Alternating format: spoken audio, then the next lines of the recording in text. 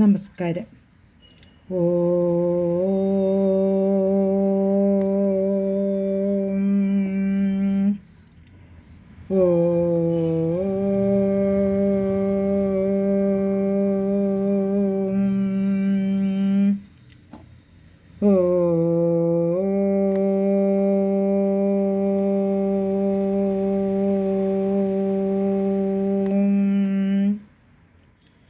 സർവമംഗളമംഗല്യേ ശിവേ സർവാർത്ഥസാധികേ ശരണ്യേ ത്രയംബകേ ഗൗരി നാരായണി നമോസ്തുതേ.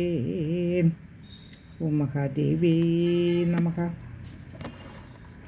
ശ്രീമദ്ദേവി ഭാഗവതം പ്രഥമസ്കന്ധം അധ്യായം 11 71 ശ്ലോകങ്ങൾ പാരായണം ചെയ്ത് കഴിഞ്ഞു. ഇപ്പോൾ ദേവേന്ദ്രനും ചന്ദ്രനും തമ്മിൽ യുദ്ധം തുടങ്ങാൻ പോവുകയാണ്. ചന്ദ്രൻ ഗുരുപത്നിയെ വിട്ടുകൊടുക്കുകയില്ല എന്ന് തീർത്തു പറഞ്ഞതുകൊണ്ട് ദേവേന്ദ്രൻ ചന്ദ്രനുമായി യുദ്ധം ചെയ്യാൻ ഒരുങ്ങുന്നു. ആ സമയത്ത് അസുരഗുരുവായ ശുക്രന് ദേവഗുരുവിനോടൊരു വിദ്വേഷമുണ്ടായിരുന്നു. അതുകൊണ്ട് ഗുരുപത്നിയെ ഒരിക്കലും തിരികെ കൊടുക്കരുതെന്ന് ചന്ദ്രനെ ഉപദേശിച്ചു. ഇനി ഏതെങ്കിലും കാരണവശാൽ ഇന്ദ്രനുമായി യുദ്ധം ഉണ്ടായാൽ അങ്ങേക്ക് ഞാൻ മന്ത്രശക്തി കൊണ്ട് സഹായം ചെയ്തു കൊള്ളാമെന്ന് ഉറപ്പു പറയുന്നു. അപ്പോൾ ശ്രീ ശങ്കരനും ഗുരുപത്നിയെ സോമൻ അപഹരിച്ച വൃത്താന്തം അറിഞ്ഞിട്ട് ഗുരുവിൻ്റെ ശത്രുവാണ് ശുക്രനെന്ന് മനസ്സിലായിട്ട് സഹായം അദ്ദേഹവും വാഗ്ദാനം ചെയ്തു.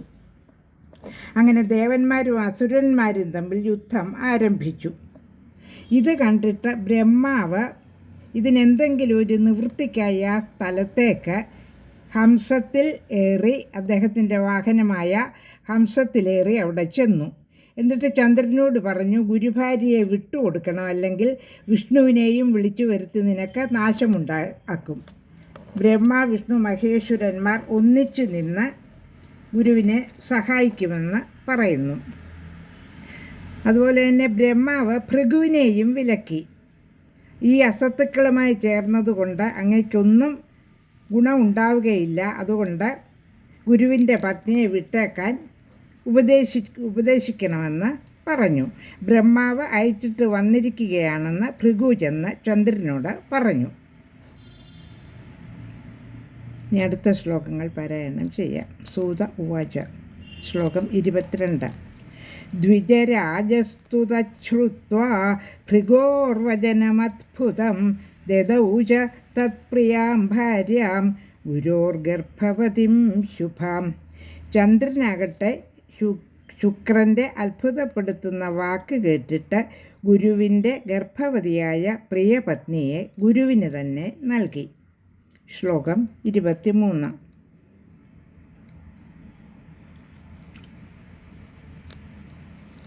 പ്രാപ്യ കാന്താം ഗുരുർഹൃഷ്ടഃ സ്വഗൃഹം മുദിതോ യയൗ തതോ ദേവാസ്തതോ ദൈത്യാ യയുസ്വാൻ സ്വാൻ ഗൃഹാൻ പ്രതി.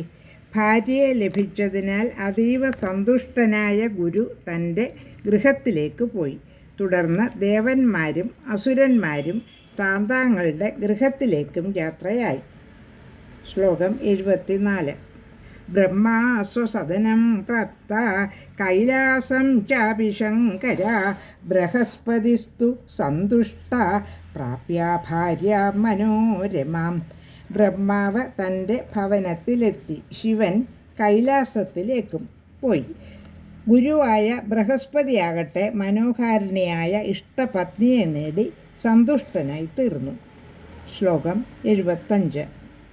തത്വകാലേന കിയതാ താരാസുതാസുതം ശുഭം സുദിനേ ശുഭനക്ഷത്രേ താരാപതി സമം ഗുണൈഹൈ.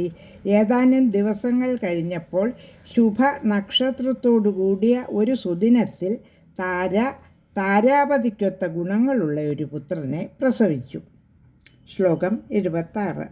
ദൃഷ്ട്വാ പുത്രം ഗുരുർജാതം ചകാരവിധിപൂർവകം ജാതകർമാദികം സർവം പ്രഹൃഷ്ടേനാന്തരാത്മന. പുത്രനുണ്ടായതറിഞ്ഞ ദേവഗുരു സന്തുഷ്ടചിത്തനായി വിധി അനുസരിച്ച് ജാതകർമാദികളെല്ലാം ചെയ്തു.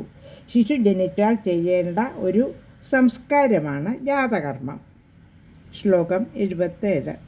ശ്രുതം ചന്ദ്രമസാ ജന്മ പുത്രസ്യ മുനിസത്തമാഹ ദൂതം ച പ്രേഷയാമാസ ഗുരും പ്രതി മഹാമതിഃ. ഹേ മുനിശ്രേഷ്ഠന്മാരെ, പുത്രൻ ജനിച്ചുവെന്നറിഞ്ഞ് മഹാമതിയായ ചന്ദ്രൻ ഗുരുവിൻ്റെ അടുക്കലേക്ക് ദൂതനെ അയച്ചു. ശ്ലോകം 78. ന ചായം തവ പുത്രോസ്തി മമ വീര്യസമുദ്ഭവഃ കഥം ത്വം കൃതവാൻ കാമം ജാതകർമാദികം വിധിം. ഇവൻ നിന്റെ പുത്രനല്ല, എൻ്റെ വീര്യത്തിൽ നിന്ന് ജനിച്ച പുത്രനാണ്. അവന് ചെയ്യേണ്ട ജാതകർമാദി വിധി നീ എന്തിനു ചെയ്തു? എൻ്റെ പുത്രനായതുകൊണ്ട് ആ കർമ്മം ചെയ്യാൻ എനിക്കാണ് അവകാശം. ചന്ദ്രൻ ഗുരുവിനെ അറിയിക്കുന്ന ഭാഗമാണിത്. ലോകാ സമസ്ത സുഖിനോ ഭവന്തു.